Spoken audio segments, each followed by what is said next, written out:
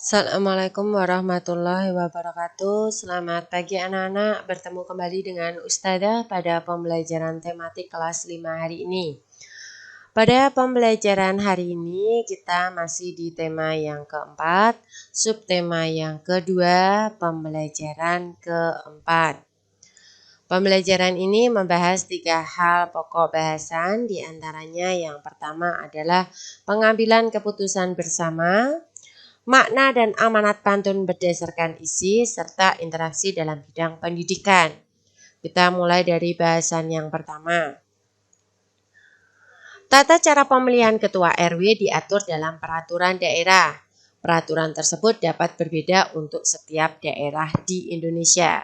Langkah-langkahnya meliputi yang pertama, pembentukan panitia pemilihan ketua RW.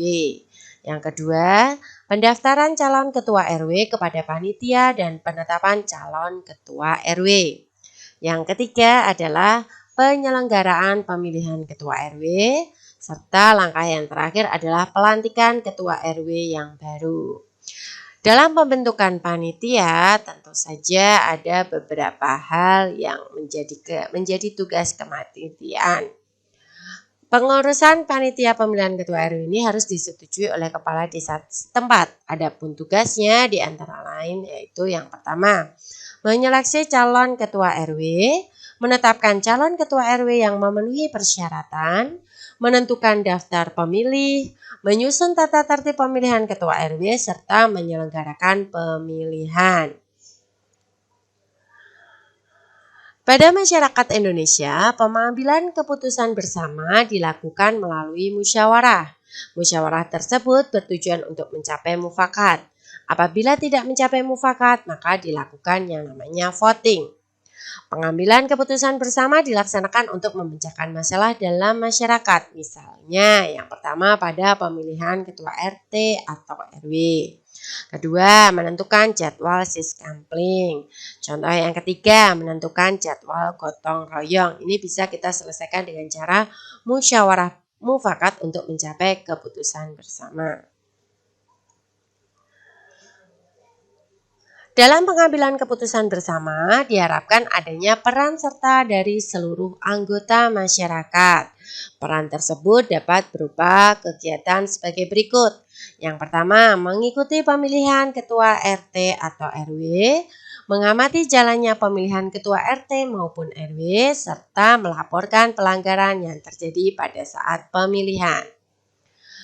Kita masuk pada pembahasan yang selanjutnya yaitu pantun. Perhatikan, pada layar kalian ini ada pantun yang diutarakan setelah pemilihan ketua RW terlaksana.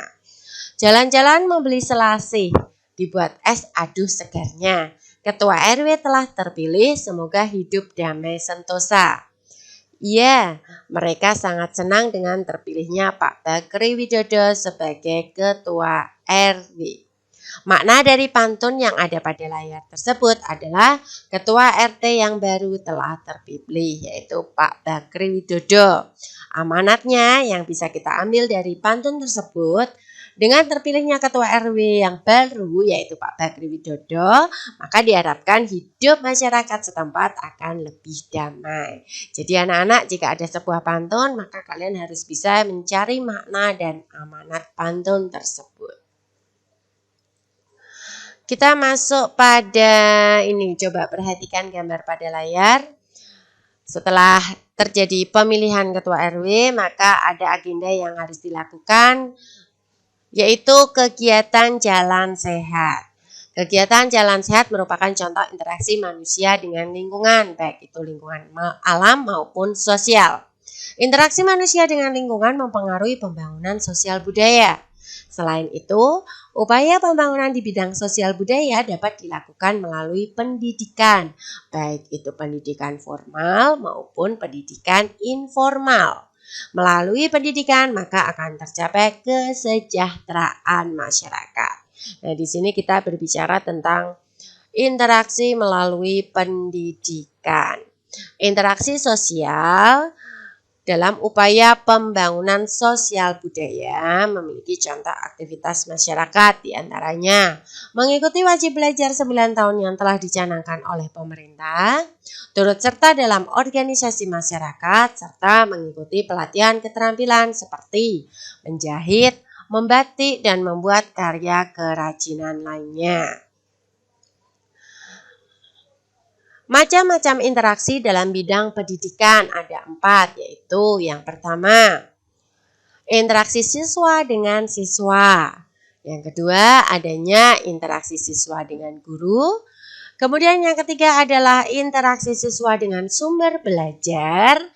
Yang terakhir adalah interaksi siswa dengan lingkungan alam sekitar tempat belajar. Baik anak-anak, untuk tugas hari ini, perhatikan, carilah artikel dari berbagai sumber mengenai aktivitas manusia dalam upaya pembangunan sosial budaya. Identifikasikan hal-hal berikut berdasarkan bacaan yang kamu temukan. Yang pertama, apa saja aktivitas yang dilakukan masyarakat dalam upaya pembangunan sosial budaya? Yang kedua, apa pengaruh aktivitas yang mereka lakukan terhadap pembangunan sosial budaya di Indonesia? Yang ketiga, sebagai seorang siswa, apa yang dapat kamu lakukan untuk pembangunan sosial budaya di Indonesia? Jelaskan. Jadi setelah kalian mendapatkan artikel dari berbagai sumber, baik itu internet, koran, majalah, maupun yang lainnya, silakan jawablah ketiga pertanyaan tersebut berdasarkan artikel yang sudah kalian peroleh. Ini menjadikan tugas dan kerjakan di buku tugas kalian. Baik, kita sampai pada akhir pembelajaran hari ini. Ayo renungkan bagaimana seharusnya pemilihan ketua RT dan RW pada suatu masyarakat. Setelah itu, kerjasamalah dengan orang tua kalian, lakukan observasi di lingkungan sekitar tempat tinggalmu. Amati kegiatan masyarakat di sekitarmu yang terkait dengan upaya pembangunan sosial budaya. Identifikasikanlah pengaruh kegiatan masyarakat tersebut bagi pembangunan sosial budaya Indonesia.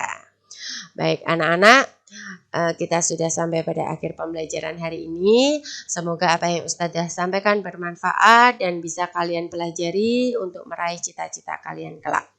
Kita bertemu kembali pada pembelajaran selanjutnya. Ustazah akhiri, wassalamualaikum warahmatullahi wabarakatuh.